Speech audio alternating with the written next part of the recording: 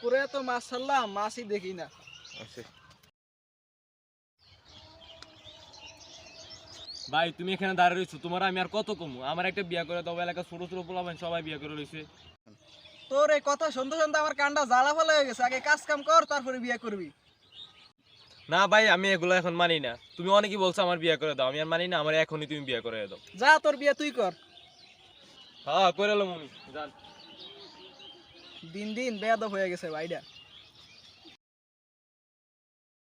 কাজে ফ্যামিলি ঘুরতে গেছি মাঝে একটা ফটো কেমন কিরে মামা, কেমন আছিস তোরা?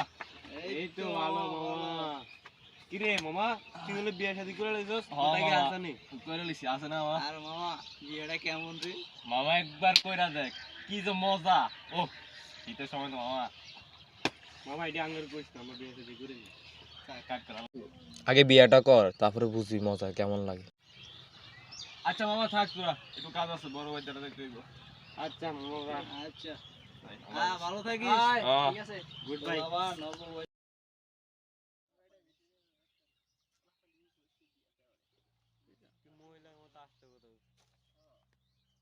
আসসালামু আলাইকুম বড় ভাই। তাই কইতেছি।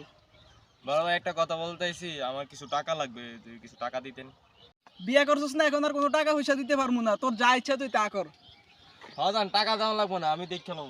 যা যা। দেখছস, না জানাই বিয়ে করছে, আবার টাকা চায়। ঠিকই করছিস, টাকা দিস নাই।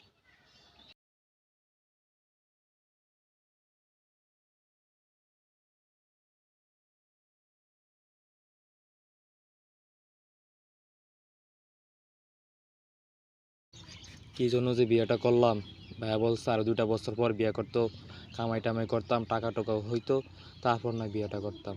কি যে করলাম, নিজের কপালটা নিজেই পড়লাম।